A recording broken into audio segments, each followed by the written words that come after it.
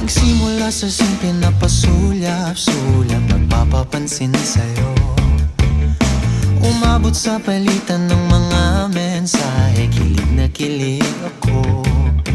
Kumusta, kain na, hello, magandang umaga.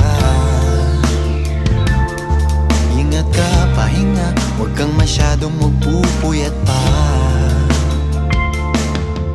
Naramdaman ng puso na dahan